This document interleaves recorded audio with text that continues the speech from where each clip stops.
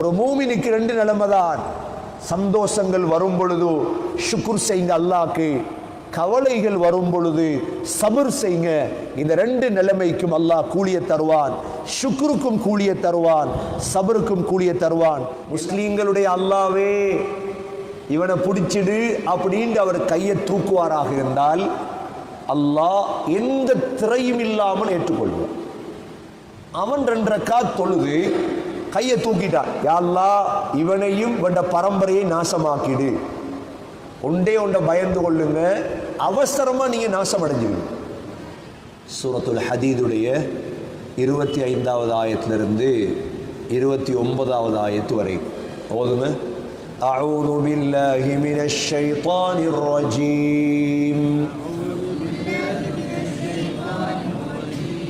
பிஸ்மில்லாஹிர் ரஹ்மானிர் ரஹீம். لقد أرسلنا رسلنا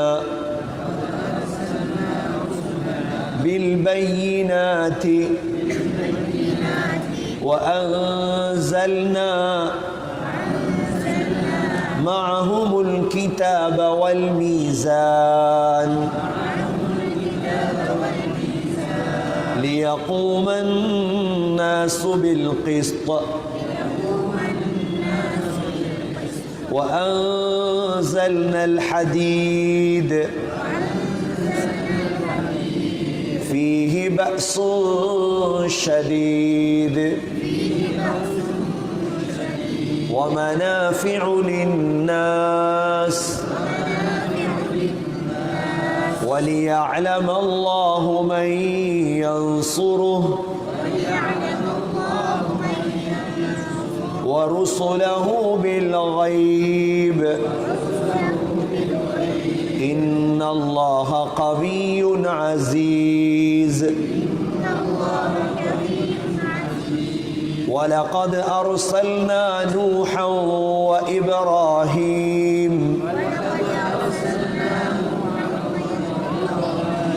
وجعلنا في ذريتهما النبوة والكتاب فمنهم مهتد وكثير منهم فاسقون. ثم قفينا على آثارهم برسلنا وقفينا بعيسى ابن مريم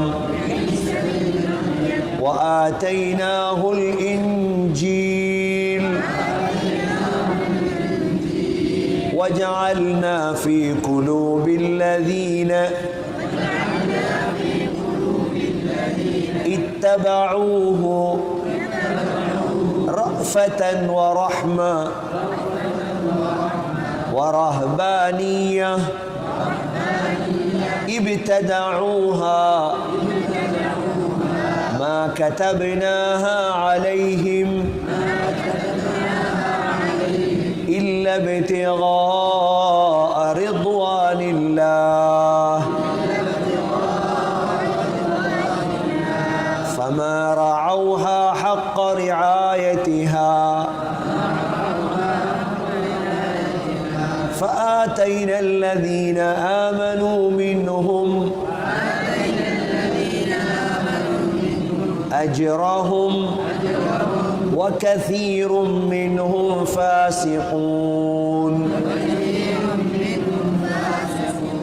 يا أيها الذين آمنوا اتقوا الله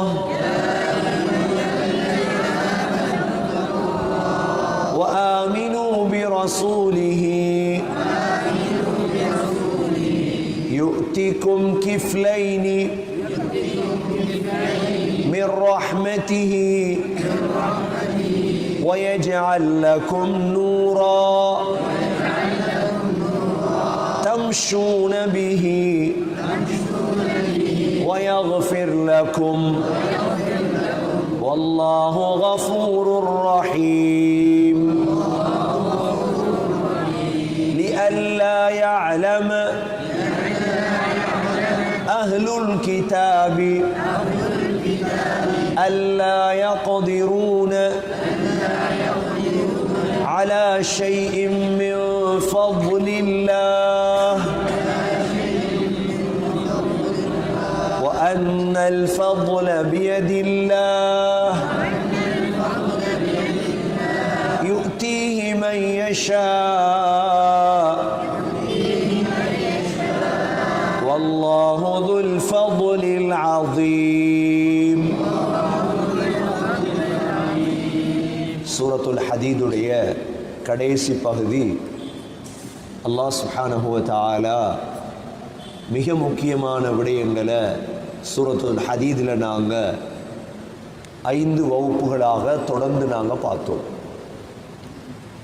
இன்று அல்லாஹ் சுப்ஹானஹு வ தஆலா 25வது ஆயத்தில் முக்கியமான 3 விடயங்களை பற்றி அல்லாஹ் பேசுகிறார்.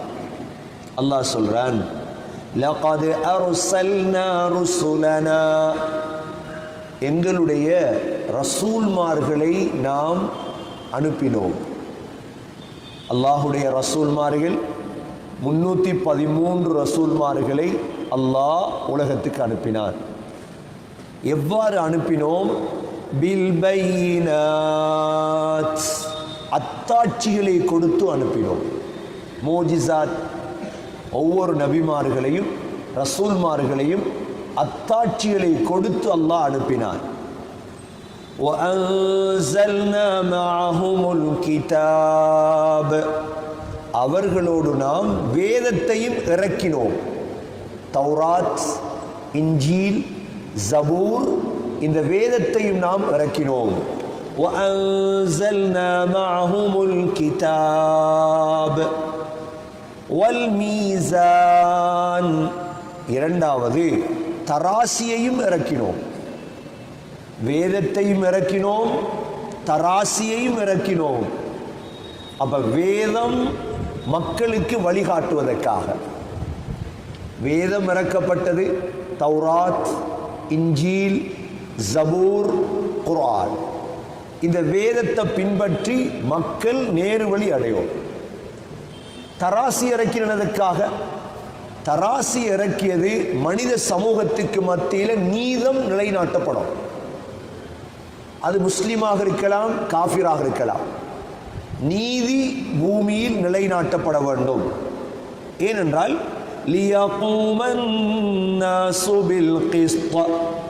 அல்லாஹ் சொல்றான், மனிதர்களுக்கு மத்தியில் நீதத்தை நிலைநாட்டுவதற்காக. இந்த இடத்தை பாருங்க, லியகூமல் முஸ்லிமீன் என்று சொல்லல அல்லாஹ். முஸ்லீம்களுக்கிடையில் நீதம் என்று அல்லாஹ் சொல்லல. நாங்க தராசி இறக்கினதற்காக, லியகூமன் நாசு பில் கிஸ்த, மனிதர்களுக்கு மத்தியில் நீதம் நிலைநாட்டப்பட வேண்டும். சூரத்துர் ரஹ்மான் அல்லாஹ் சொல்றார், வஸ்ஸமாஅ ரஃபஅஹா ووضع الميزان ألا تطغوا في الميزان وأقيموا الوزن بالقسط ولا تخسروا الميزان. சூரத்துர் ரஹ்மான் 7வது ஆயத்திலிருந்து 9வது ஆயத்து வரைக்கும் அல்லாஹ் சொல்றான், வானத்தை அல்லாஹ் உயர்த்தினான், தராசியை அல்லாஹ் பூமியில் நிலைநாட்டினார். ஏன்? அளவு நிறுவையில், நீதத்தில் யாரும் மோசடி செய்யக்கூடாது. ஒரு முஸ்லிம் ஒரு இஸ்லாம் அல்லாதவருக்கு மோசடி செய்யலுமா? முடியாது. யாருக்கும் மோசடி செய்யலாது. நீதி நியாயம் இந்த பூமியில் நிலைநாட்டப்படும். அதனாலதான் நபி ஸல்லல்லாஹு அலைஹி வஸல்லம் சொன்னார்கள், இத்தகு தஅவத்தல் மக்லூம், அநியாயம் செய்யப்பட்டவனுடைய துஆவை பயந்து கொள்ளுங்கள். இந்த இடத்துல முஸ்லிம் என்று சொல்ல இல்லை. நீங்க ஒரு முஸ்லிம், முஸ்லிம் அல்லாத ஒரு தமிழருக்கு, ஒரு பௌத்தருக்கு, ஒரு கிறிஸ்தவருக்கு அநியாயம் செஞ்சிட்டீங்க, அந்த தமிழர், அந்த பௌத்த சகோதரர், அந்த கிறிஸ்தவ சகோதரர் ரெண்டு கையையும் தூக்கி முஸ்லீம்களுடைய அல்லாவே இவனை பிடிச்சிடு அப்படின்னு அவர் கையை தூக்குவாராக இருந்தால் அல்லாஹ் எந்த திரையும் இல்லாமல் ஏற்றுக்கொள்வார். ஹஸ்ரத் முஆத் பின் ஜபல் ரலியல்லாஹு அன்ஹு அவர்களை நபி அவர்கள் யமனுக்கு அனுப்பும் பொழுது சொன்ன நசீஹத், இத்தகி தஅவத்தல் மظ்லூம், அநியாயம் செய்யப்பட்டவனுடைய துஆவை பயந்து கொள். யாருக்கு அநியாயம் செஞ்சிட்டோம், உதாரணமா எங்களுக்கு தெரியும், இன்றைக்கு கோர்ட்ஸால வெல்லலாம், சில விடயங்களை காசால வெல்லலாம், லோயர்மாரை பிடிச்சி வெல்லலாம். உதாரணமா காணி எடுங்க, இன்னொருத்தர காணி, நீங்க எப்படியோ உங்களோட பணத்தை உங்களோட லோவை எப்படியோ பயன்படுத்தி அவரை காணி எடுத்துட்டு, எவ்வளவு பேர் எடுத்திருக்காங்க. அவன் 2 ரக்காத் தொழுது கையை தூக்கிட்டான், யா அல்லாஹ் இவனையும் இவன் பரம்பரையை நாசமாக்கிடு, ஒன்றே ஒன்றை பயந்து கொள்ளுங்க, அவசரமா நீங்க நாசம் அடைஞ்சிருங்க. ஏனென்றா அவன் அநியாயம் செய்யப்பட்டவன், அநியாயம் செய்யப்பட்டவன். அதனால அல்லாஹ் சொல்றான், அது முஸ்லிம் காஃபிர் என்ற வித்தியாசம். நாங்க எப்படி வேதத்தை இறக்கினோமோ அதே போல தராசியையும் இறக்கினோம். நீங்க ஒரு ஆளை பத்தி தேவையில்லாத விடயம் பேசுறீங்க, இட்டு கட்டுறீங்க, ஆனா உண்மையில் அவரிடம் அந்த விடயம் இல்லை.